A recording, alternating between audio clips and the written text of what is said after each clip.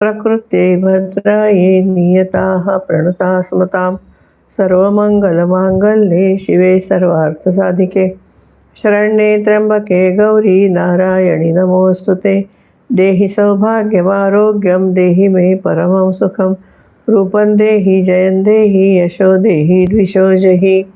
ओम श्री मात्रे नमः।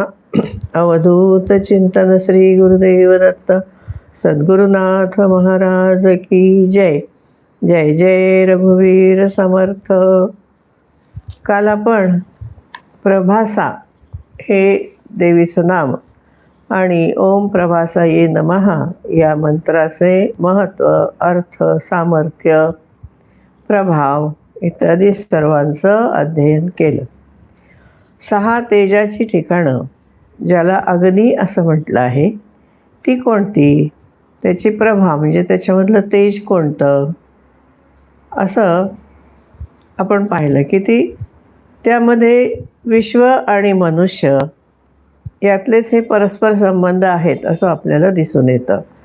सगळं अध्यात्म जे आहे ना ते विश्व आणि आपण म्हणजे मनुष्य किंवा जीव, पिंड आणि ब्रह्मांड याच्याशी सगळं संबंधित आहे आणि उघड आहे, म्हणजे असं काही ते गुह्य आहे आणि कुठेतरी लांब ठेवलेलं आहे गुहेमध्ये वगैरे असं नाही आहे। अगदी आपल्या समोर आहे, फक्त आपल्याला ते जाणून घेता येत नाही। त्याचं कारण आपण दुसऱ्या व्यापामध्ये असतो। त्यामुळे हे जे प्रभा वेगवेगळ्या आपण बघितल्या, त्याच्यामध्ये असणारं तेज बघितलं, हे रोजच्या दैनंदिन जीवनाशी संबंधित आहे हे आपल्या लक्षात आलं असेलच। तेव्हा विश्व आणि मनुष्य यातलं हे परस्पर संबंध असलेलं तेज आहे, म्हणजे निसर्ग आणि मानव, कारण मानव हा प्राणी निसर्गामधलाच एक आहे, अंश आहे। त्यामुळे निसर्गाशी संबंधित सगळं त्याच्या बाबतीत घडत असतं। तेव्हा हे आपल्याला त्या प्रभासावरून कळालं आपल्याला की हे तेज कुठलं आहे, काय आहे ते। आज आपण आता यशसा या देवीच्या नामाचं अध्ययन करणार आहोत। श्लोक 121चा उत्तरार्ध ते 123 श्लोकाच्या मध्ये याचं विवेचन आहे, ते आता आपण बघूया। खूप छान आणि वेगळ्या प्रकारचे आपल्या दैनंदिन जीवनाशी संबंधित असलेलं असंच सगळं लक्ष्मीचं यामध्ये वर्णन आहे। असं काही कुठे दूर नाही आहे लक्ष्मी आपल्यापासून। इथं असं म्हटलं आहे की आता आपण मागच्या वेळेला पाहिलं की जी प्रभासा हे आहे ते आपलं तेज संततीच्या रूपाने राहतं आणि या मंत्राने संतती प्राप्त होते। तसं यशसा याच्यामध्ये कुठलं यश आहे, तर या लोकामध्ये जगात विद्या, दान आदींच्यामुळे उत्तम यश प्राप्त होतं। विद्येमुळे होतं, आपण पाहतोच आज मुलं केवढाली शिकलेली आहेत। आजची तरुण पिढी तर अतिशय हुशार आहे। आता AIचा जमाना आहे, त्यामध्ये सगळे प्रवीण आहेत आणि भारतामधली बुद्धिमत्ता तर सगळ्या जगात प्रसिद्ध आहे। त्यामुळे हे जे बुद्धीचं यश आहे ते, दान, हे सगळं जे आहे म्हणजे विद्येच्यामुळे मिळणारं यश, दानाच्यामुळे मिळणारं यश, ते लक्ष्मीचं यश आहे आणि ते नाना रूपाने विभागलं गेलेलं आहे।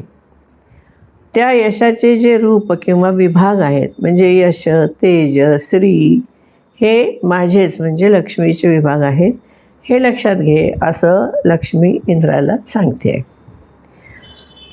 चंद्राम प्रभासाई यशसा ज्वलंतीम श्रीयल्लोके देवजुष्टामुदाराम, हे आपली रुचा चाललेली आहे। आता या जगामध्ये यशस्वी होण्यासाठी काय करावं लागतं, तर शिकावं लागतं, विद्या घ्यावी लागते, दान करावं लागतं, कर्तृत्व दाखवावं लागतं।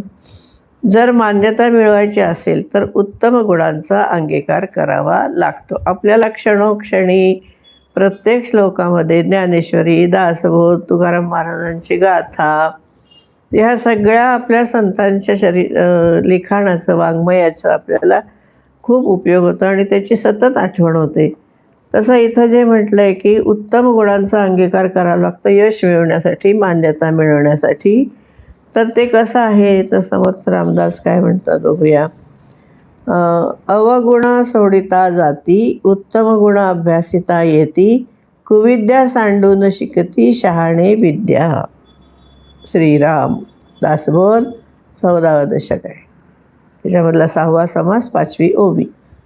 अवगुण सोडिता जाती, उत्तम गुणाभ्यासिता येती, कुविद्या सांडून शिकती, शहाणे विद्या श्रीराम. तेच लक्ष्मीने इथं सांगितलं की यश मिळवण्यासाठी विद्या मिळवावी लागते, उत्तम गुण अंगात असावे लागतात, उज्ज्वल यश मिळवण्यासाठी दान पण करावं लागतं. आता दानाबद्दल तर भगवद्गीता आठवली आपल्याला. सात्विक दान आहे, राजसिक दान आहे, तामसिक दान आहे, हो ना. मग यासाठी काय करायला पाहिजे? हे दान कुठलं आहे? सात्विक दान आहे. जे सात्विक दान कसं असतं? देश, काल आणि पात्रता याच्यावर अवलंबून असतं ना. सात्विक दान जेव्हा द्यायचं असतं तेव्हा कुठेतरी चौरस्त्यावर उभारून, चौकात उभारून वगैरे आपण देत नाही. सत्काराने देतो, योग्य त्या व्यक्तीला देतो, योग्य त्या जागेला देतो, योग्य त्या कालाला देतो, तर ते सात्विक दान होतं. तसं तिने सांगितलं की उज्ज्वल यश मिळवण्यासाठी दान करावं लागतं, पण ते सात्विक दान आहे. योग्य तो देश, काल, पात्रता पाहून आणि परतफेडीच्या भावनेने नाही. परतफेड मिळेल म्हणून दान करायचं नाही.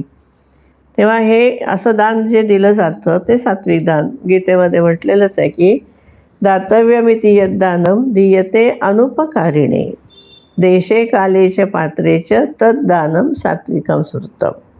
सगळे ग्रंथ आपल्याला आठवतात. एका ग्रंथाचा अभ्यास करताना 100 ग्रंथाचा अभ्यास करावा लागतो असं माझे गाईड म्हणायचे.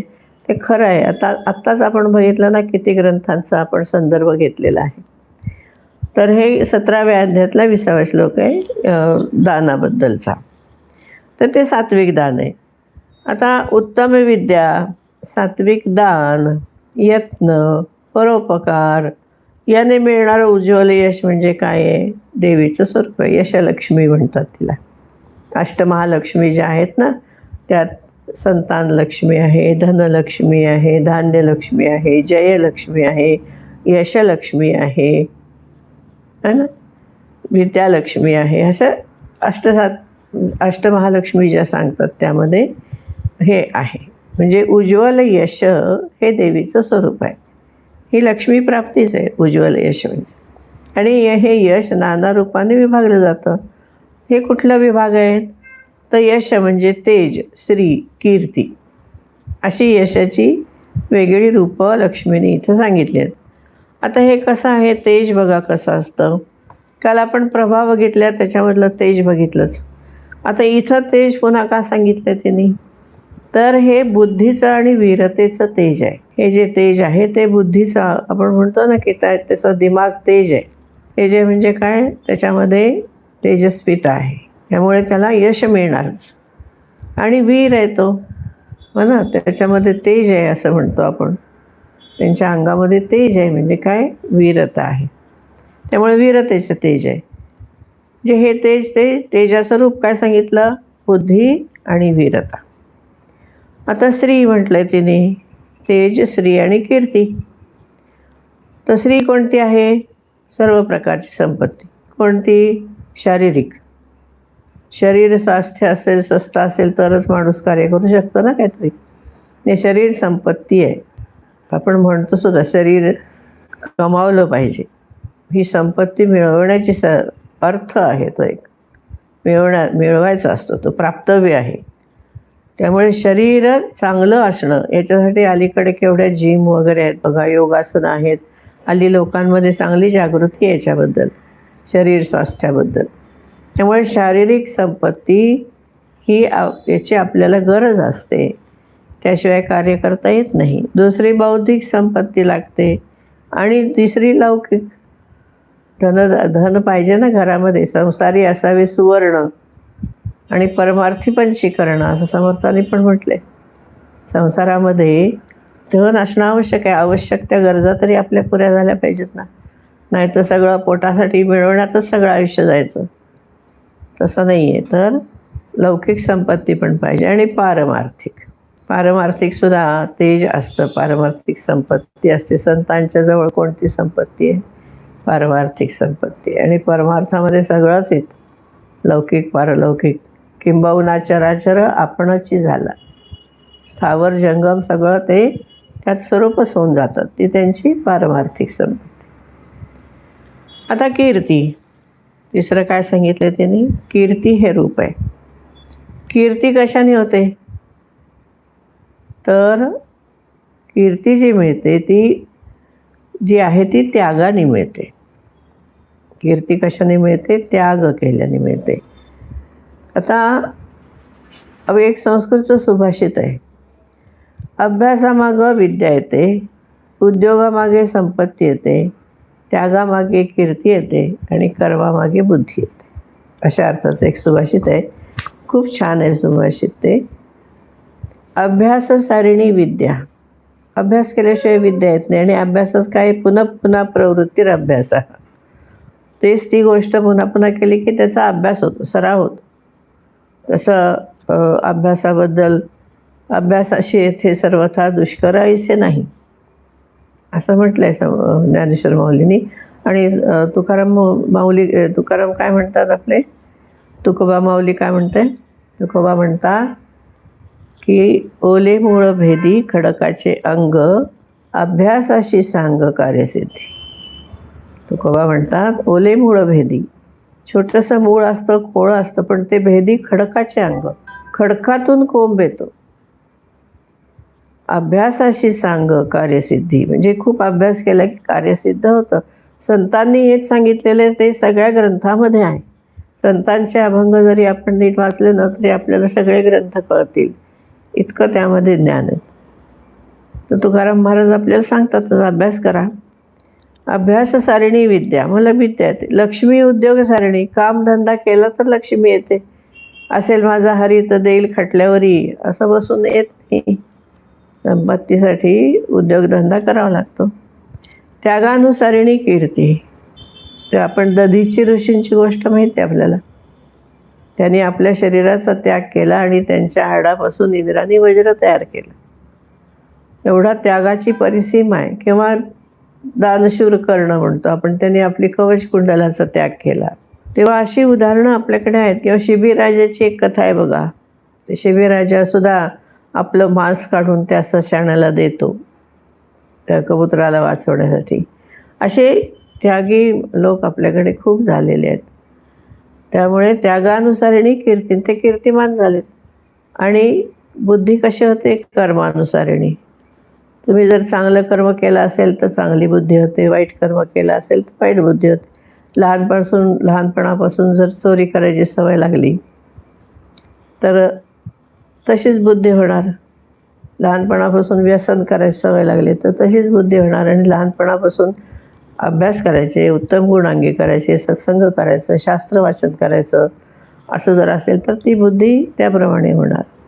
तेव्हा बुद्धी कशी असते? कर्मानुसारिणी.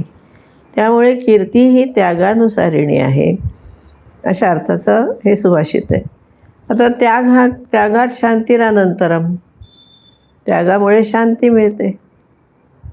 त्याग केला की शांती मिळते. आणि ती शांती कशी असते? कायमची असते, निरंतर असते. तेव्हा कशापेक्षा काय श्रेष्ठ आहे हे भगवद्गीता सांगते आपल्याला. अभ्यासापेक्षा ज्ञान श्रेष्ठ आहे, ज्ञानापेक्षा ध्यान श्रेष्ठ आहे, ध्यानापेक्षा कर्मफल त्याग श्रेष्ठ आहे. आणि त्यामुळं त्या त्यागाने काय मिळते? शांती मिळते. त्यागात शांतिरानंतरम, ध्यानात कर्मफल त्याग, ज्ञानात ध्यानम विशिष्यते, असं भगवद्गीतेने सांगितलं. ज्ञानात ध्यानम विशिष्यते, ध्यानात कर्मफल त्याग, त्यागात शांतिरानंतरम. त्यागाने अनंतर निरंतर शांती मिळते. त्यामुळे शांती मिळणं हे सुद्धा आयुष्यातलं यश आहे. त्यामुळे विविध कामांची पूर्ती होणं, परीक्षेमध्ये यश मिळणं, प्रतिष्ठा मिळणे, धन मिळणे, कीर्ती मिळणे, जय मिळणे, ही सगळी यशाची रूप आहेत. ही सर्व रूपं लक्ष्मीची प्रतीक आहेत. सगळं म्हणजे लक्ष्मीच आहे. अष्टमहालक्ष्मीची ही लक्ष्मी आहे. जमिनीला पण आपण म्हणतो ना, शेतीला आपण लक्ष्मी म्हणतो, आई म्हणतो. म्हणून तिला यशसा असं म्हटलं आहे. यशाचा अर्थ किती झाला? तेज, कीर्ती, श्री, आणि याच्यामध्ये सगळं आलं. शारीरिक संपत्ती, बौद्धिक, लौकिक, तेज बुद्धीचं, वीरतेचं, आणि कीर्ती ही दानाने त्यागाने मिळते. उद्योगामुळे लक्ष्मी मिळते, त्यागाने शांती मिळते. हे सुद्धा आयुष्यातलं यश आहे. आपल्याला यश म्हणजे काय? कामाची पूर्ती होणे, बरोबर, हे यशच आहे. परीक्षेमध्ये यश मिळणे, प्रतिष्ठा, धन, लौकिक आहे हे सगळं. कीर्ती, जय मिळणे हे सगळं लौकिक यशाची रूप आहेत. पण पारमार्थिक यशसुद्धा आहे. हे सगळे लक्ष्मीचं प्रतीक आहे. म्हणून तिला यशसा असं म्हटलेलं आहे. मग या यशस्वी अशा लक्ष्मीला विद्वान लोक यशसा म्हणून जाणतात. हा 7 अक्षरांचा मंत्र आपल्याला काय देतो? साहजिक आहे, यश मिळतं, यश देणार आहे. म्हणून याचे जे विविध पैलू आपण बघितले अर्थाचे, ते सगळे लक्ष्मीचे रूप आहेत. म्हणजे देवी कशी आहे? यशस्वरूप आहे. म्हणून तिला यशस्विनी असं म्हटलं आहे. नेहमी यशस्वी होणारी आहे. आणि ज्याच्याजवळ यश आहे तिथं लक्ष्मी आहे. मग तिचा जप केल्यानंतर जर ती जवळ नसली तर नक्की जवळ येईल, म्हणजे यश मिळेल. यासाठी तिचा जप यशसा या नावाने करायचा आहे. या नामापासून देवीचा 7 अक्षरी मंत्र तयार होतो. तो म्हणजे ओम यशसायै नमः. हे त्यांनी यश मिळते. ही या मंत्राची फलश्रुती आहे. म्हणजे किती अर्थ आहेत बघा यश या शब्दाचे सुद्धा. काल प्रभासाचे बघितले, आज यशाचे बघितले. पुढचा नाम आहे तिचं ज्वलंती. आता या ठिकाणी मागच्या वेळी पण मी म्हटलं की ती ओली आहे तरी तेजस्विनी आहे, ओली आहे तरी ज्वलंती आहे. ज्वलंती म्हणजे ज्वाळेच्या रूपामध्ये. ज्वालादेवीचं रूप आहे बघा हिमालयामध्ये. तर ही ज्वाळेच्या रूपामध्ये जळणारी अशी, तेजस्वी अशी आहे. आता हे कुठलं आहे बघा? स्वर्ग, पाऊस, पृथ्वी, पुरुष, स्त्री, वैश्वानर, श्रद्धा आणि सोम इत्यादी नावांनी मला दिलेली आहुती मी स्वीकारते, असं लक्ष्मी इंद्राला सांगते. आता हे ज्वलंती पदाचं हे विवेचन आहे. या ठिकाणी लक्ष्मीचं भोक्तृ स्वरूप आहे. भोग घेणारी लक्ष्मी. भोग्य पदार्थ आणि भोग घेणारा जो जीव आहे तो, असा भेद असतो ना. या ठिकाणी लक्ष्मीचं भोक्तृ रूप आहे. भोग घेणारी लक्ष्मी आहे. आता तिला काय काय म्हटलं आहे त्यांनी? स्वर्ग, पाऊस, पृथ्वी, पुरुष, स्त्री, वैश्वानर, श्रद्धा आणि सोम या नावाने उपभोग घेणारी लक्ष्मी आहे. हवी स्वीकारते ना, म्हणजे उपभोग घेते. म्हणजे ईश्वराला केले जाणारं हवन मी स्वीकारतो असं ती म्हणते. कारण हे सगळे ईश्वराची नाव आहेत. तेव्हा हवन केलेले द्रव्य अग्नी आत्मसात करतो, म्हणजे भोक्ता आहे, भोक्तृत्व आहे. आणि ते लक्ष्मीचं रूप आहे म्हणून तिला अग्निशक्ती म्हणतात. त्या अर्थी ती ज्वलंती अशी आहे. आणि तिला बोलवले अग्नीकडूनच ना. ज्यात वेद ताम आवह, अग्नीकडूनच लक्ष्मीला बोलावलेलं आहे. आता इथं स्वर्ग वगैरे जे अग्निरूपाने उल्लेख आहेत ते प्रभासामध्ये आपण बघितलं आहे. शब्दकोशामध्ये अग्नी या शब्दाचा अर्थ काय काय दिला आहे बघा. सूर्य, चंद्र, अग्नी, विद्युत, वैश्वानर, सुवर्ण, जठर आणि पित्त. हे जे शब्दकोशामध्ये अर्थ दिला आहे ना, तो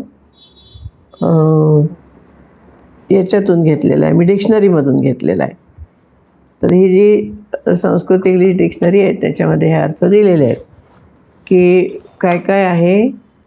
तर अग्नीला, अग्निरूपाने जी शक्ती आहे त्याच्यामध्ये त्यांनी याचा अर्थ सूर्य, चंद्र, अग्नी, विद्युत, वैश्वानर, सुवर्ण, जठर आणि पित्त.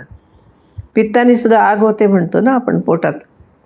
पोटात आग होते म्हणजे आग कशाने होते? अग्नी असल्याशिवाय होणार नाही. त्यामुळे पित्त हा सुद्धा अग्नी आहे. चंद्र, सूर्य, विद्युत तर आहेतच. वैश्वानर हा सुद्धा अहम वैश्वानरो भूत्वा प्राणिनाम देहमाश्रिता म्हणलेलं आहे भगवद्गीतेमध्ये. तेव्हा या सगळ्यामधून अग्नीची भोक्तृशक्ती दिसून येते.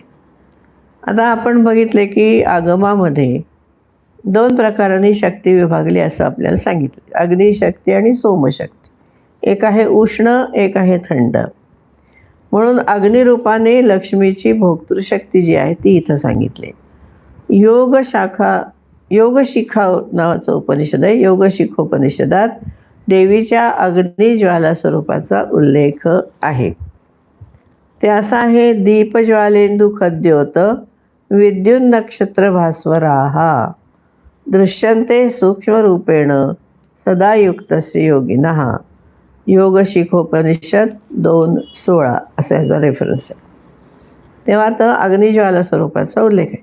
त्यामध्ये त्यासारखं इथं लक्ष्मीचं अग्निज्वाला रूप सांगितलं आहे. सगळी चराचर सृष्टी ही लक्ष्मी शक्तीने युक्त आहे. मग तीच भोक्तृ आणि तीच भोग्य शक्ती आहे, अग्नी आणि सोम. पुढे तिने असं म्हणते की मी स्वतःला 6 प्रकारे विभागून अग्निरूप झाले. माझ्या उज्ज्वल अशा भोक्तृशक्तीमुळे मनन करणाऱ्या मुनींनी ज्वलंती अशी माझी स्तुती केली.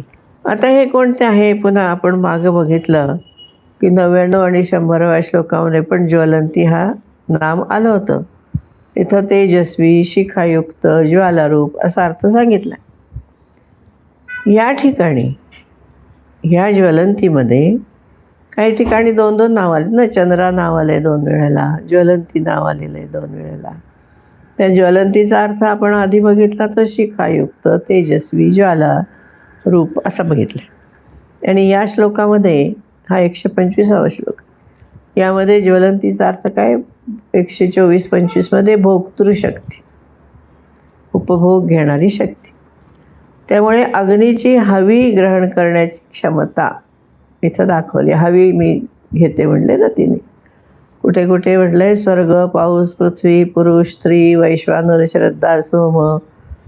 नाही, याच्या नावाने जे हवी दिला जातो तो मी घेते असं ती म्हणते. त्यामुळे इथं तिने 6 अग्नीमध्ये स्वतःला विभागले. आता मी सांगितले ते स्वर्ग, सूर्य, वायू, आकाश, पाणी, पृथ्वी याच्यामध्ये ती 6 प्रकाराने विभागून राहते. त्यामुळे ही देवीची अग्निशक्तीला काय म्हणतात? आग्नेयी शक्ती. काय म्हणायचं तिला? आग्नेयी शक्ती. आणि ही क्रियाशक्ती आहे, कारण तेज असल्याशिवाय, ताकद असल्याशिवाय क्रिया होत नाही. अंगामध्ये धग लागते. आपल्याला म्हणतो खूप थंडी वाजायला लागली तर आपण म्हणतो आज काही काम करता येत नाही, अंग आखडतं आहे. पण आपल्यामध्ये जेवण खाण केलं की गरमपणा येतो. गरमपणा आलं की आता चला हालचाल करूया आपण असं. म्हणजे क्रियाशक्ती कशामुळे असते? गरमपणामुळे, शरीरातल्या गरमपणामुळे, अग्नीमुळे ती क्रियाशक्ती असते. त्यामुळे ही 6 विभागामध्ये आहेत. आता ही कशी आहेत 6 विभाग?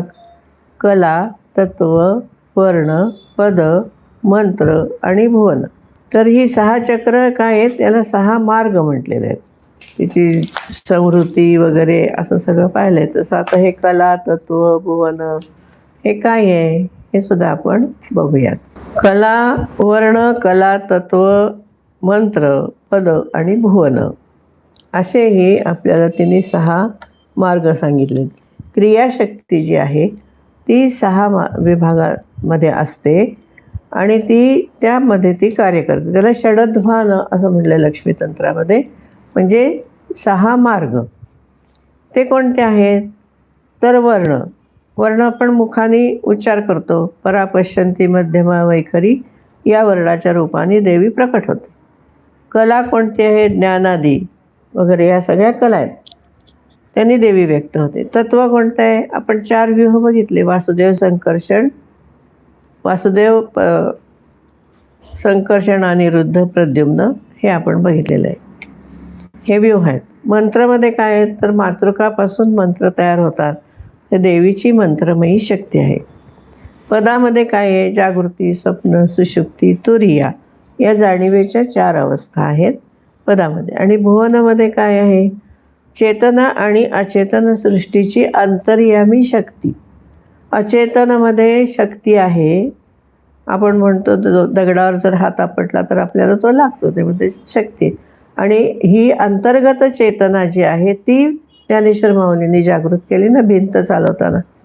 सर्व उपाधिमादी गुप्त चैतन्य असे सर्वगत ते तत्त्वज्ञ संत स्वीकारिती. त्यामुळे ज्ञानेश्वर माऊलींनी ती चेतना जागृत केली. तसं चेतना आहे असं लक्ष्मीतंत्रामध्ये सुद्धा म्हणलं आहे. चेतन आणि अचेतन सृष्टीची अंतर्यामी शक्ती म्हणजे देवी, म्हणजे 6 प्रकाराने जे म्हटलं इथं की ती क्रियाशक्ती जी आहे ती 6 विभागामध्ये असते. कला, तत्व, वर्ण, पद आणि मंत्र. कलामध्ये ज्ञानादी कला आहेत.